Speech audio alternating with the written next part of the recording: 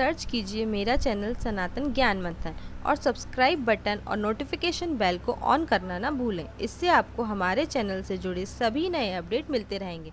नमस्कार दोस्तों, आप सभी का स्वागत है आपके अपने YouTube चैनल सनातन ज्ञान मंथन में। आप सभी के साथ के लिए धन्यवाद। आशा करती हूँ आप सभी को मेरे द्वारा बनाई गई वीडियो पसंद आ रही होंगी। मेरा उद्देश्य हिंदू धार्मिक कथाओं का ज्ञान आप सभी तक पहुँचाना है, तो इसी तरह हमारी सभी वीडियो को अंत तक ज़रूर देखिए और बने रहिए हमारे चैनल पर, जुड़े रहिए अपनी धर्म और संस्कृति के साथ। दोस्तों, आज मैं आप सभी को परम पिता ब्रह्मा के मानस पुत्र नारद मुनि से जुड़े कुछ अद्भुत रहस्यों के बारे में बताने जा रही हूँ। तो आइए शुरू करते हैं हमारे आज के रहस्यों को। हिंदू मान्यताओं के अनुसार नारद मुनि का जन्म सृष्टि के रचयिता ब्रह्मा जी की गोद से हुआ था। ब्रह्म वैवर्त पुराण के मतानुसार यह ब्रह्मा के कंठ से उत्पन्न हुए थे।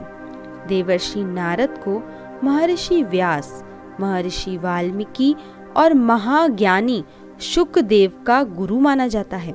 कहते हैं कि दक्ष प्रजापति के 10,000 पुत्रों को नारद जी ने संसार से निवृत्ति की शिक्षा दी थी। देवताओं के ऋषि होने के कारण नारद मुनि को देवर्षि कहा जाता है। प्रसिद्ध मैत्रेयणी संहिता में नारद को आचार्य के रूप में सम्मानित किया गया है। कुछ स्थानों पर नारद का वर्णन बृहस्पति के शिष्य के रूप में भी मिलता है। अथर्ववेद में भी अनेक बार नारद नाम के ऋषि का उल्लेख है। भगवान सत्यनारायण की कथा में भी उनका उल्लेख किया गया है। नारद मुनि ने भृगु कन्या लक्ष्मी का विवाह विष्णु के साथ करवाया। इंद्र को समझा बुझाकर उर्वशी का पुरुरवा के साथ परिणय सूत्र कराया।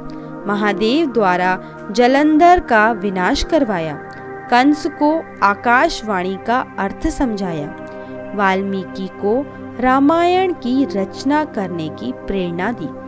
व्यास जी से भागवत की रचना करवाई। इंद्र, चंद्र, विष्णु, शंकर, युधिष्ठिर, राम, कृष्ण आदि को उपदेश देकर कर्तव्य विमुख किया। कहते हैं ब्रह्मा से ही इन्होंने संगीत की शिक्षा ली थी। भगवान विष्णु ने नारद को माया के विविध रूप समझाए थे। नारद अनेक कलाओं और विद्याओं में निपुण हैं। कई शास्त्र इन्हें विष्णु का अवतार भी मानते हैं और इस नाते नारद जी त्रिकालदर्शी हैं।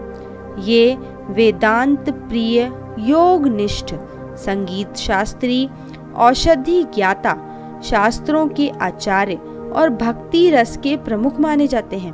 देवर्षि नारद को श्रुति, स्मृति, इतिहास, पुराण, व्याकरण, वेदांग, संगीत, खगोल, भूगोल, ज्योतिष और योग जैसे कई शास्त्रों का प्रकांड विद्वान माना जाता है।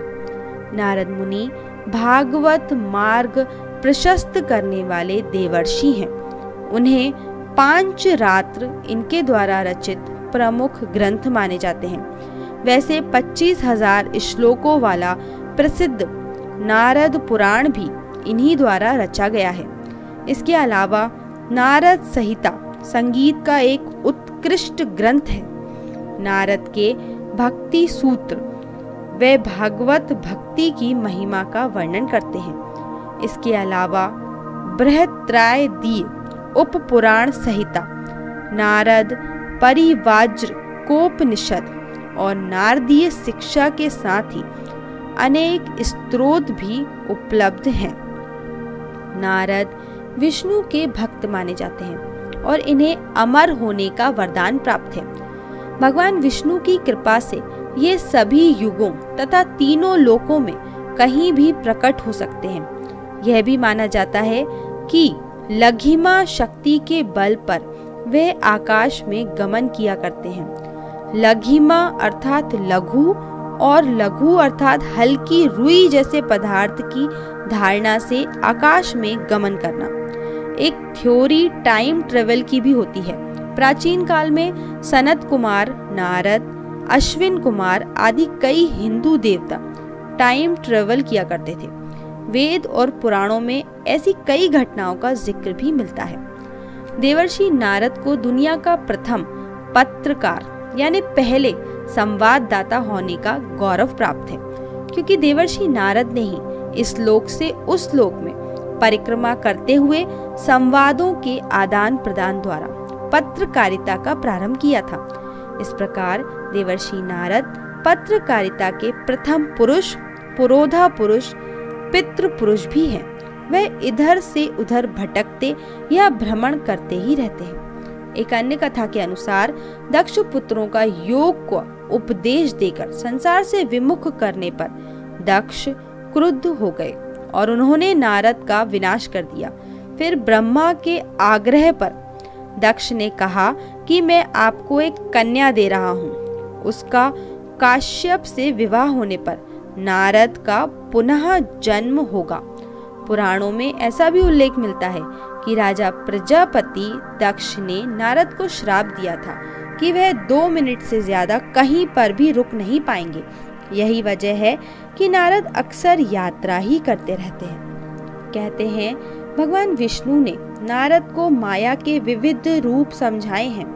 एक बार यात्रा के दौरान एक सरोवर में स्नान करने से नारद को स्त्रीत्व प्राप्त हो गया था। स्त्री रूप में नारद 12 वर्षों तक राजा तालजंग की पत्नी के रूप में रहे। फिर विष्णु भगवान की कृपा से उन्हें पुनः सरोवर में स्नान करने का मौका मिला और वे पुनः नारद के स्वरूप में लौट आए। नारद हमेशा अपनी वीणा की मधुर तान से विष्णु जी का गुणगान करते रहते हैं। वे अपने मुख से हमेशा नारायण नारायण का जप करते हुए विचरण करते रहते हैं। नारद हमेशा अपने आराध्य विष्णु के भक्तों की मदद करते हैं। मान्यता है कि नारद ने ही भक्त प्रहलाद, भक्त अम्बरीश और ध्रुव जैसे भक्तों को उपदेश देकर भक्ति मार्ग में प्रवृत्त किया था। कहते हैं कि दक्ष प्रजापति के 10,000 पुत्रों को नारद जी ने संसार से निवृत्ति की शिक्षा दी थी, जबकि ब्रह्मा उन्हें सृष्टि मार्ग पर आरूढ़ करना चाहते थे। ब्रह्मा ने फिर उन्हें श्राप दे दिया था। इस श्राप से नारद गंधमादन पर्वत पर गंधर्व योनि में उत्पन्न हुए। इस योनि में नारद जी का नाम उपबहरण था। यह भी मानता है कि पूर्व कल्प में नारद जी उपबहरण नाम के एक गंधर्व थे। कहते हैं उनकी 60 पत्नियां थीं और रूपवान होने की वजह से वे हमेशा सुंदर स्त्रियों से घिरे रहते थे। इसलिए ब्रह्मा ने इन्हें शूद्र योनि में पैदा होने का श्राप दे दिया था। इस श्राप के बाद नारद का जन्म शूद्र वर्ग की एक दासी के यहाँ हुआ। जन्म लेते ही पिता के देहांत हो गया। एक दिन सांप के काटने से इनकी माताजी भी इस संसार से चल बसी। अब नारद जी इस संसार में अकेले रह गए। उस समय इनकी अवस्था मात्र 5 वर्ष की थी। एक दिन चतुर्मास के समय संत जन उनके गांव में ठहरे। नारद जी ने संतों की खूब सेवा की। संतों की कृपा से उन्हें ज्ञान प्राप्त हुआ। समय आने पर नारद जी का 5 भौतिक शरीर छूट गया और कल्प के अंत में ब्रह्मा जी के मानस पुत्र के रूप में वह अवतरीण हुए। तुलसीदास जी के श्री रामचरितमानस के बाल कांड के अनुसार नारद जी को अहंकार आ गया कि उन्होंने काम पर विजय प्राप्त कर ली। भगवान ने एक बार अपनी माया से एक नगर का निर्माण किया जिसमें एक सुंदर राजकन्या का स्वयंवर चल रहा था। ये कथा में दी है। नारद जी ने भगवान के पास जाकर उनका सुंदर मुख मांगा ताकि राजकुमारी उन्हें पसंद कर ले, परंतु अपने भक्त की भलाई के लिए भगवान ने नारद को बंदर का मुख दे दिया। स्वयंवर में राजकन्या स्वयं लक्ष्मी जी थी। जब नारद जी ने अपना मुंह जल में देखा तो उनका क्रोध भड़क उठा। नारद जी ने भगवान विष्णु को श्राप दिया कि उन्हें भी पत्नी का बिछोह सहना पड़ेगा। और वानर ही उनकी मदद करेंगे।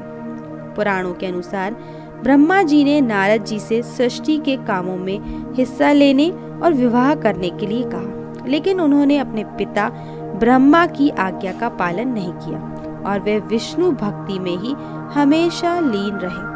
तब क्रोध में आकर ब्रह्मा जी ने देवर्षि नारद को आजीवन अविवाहित रहने का श्राप दिया। तो दोस्तों, इस वीडियो को लेकर आपकी क्या राय है, हमें नीचे कमेंट करके ज़रूर बताएं। और अगर आपको ये वीडियो अच्छा लगा हो तो इस वीडियो को लाइक करें और ज़्यादा से ज़्यादा लोगों तक शेयर करें। और ऐसी ही और भी धार्मिक कथाओं के लिए सब्सक्राइब करें हमारे YouTube चैनल सनातन ज्ञान मंथन को और Facebook पर फॉलो करें हमारे पेज को। धन्यवाद दोस्तों।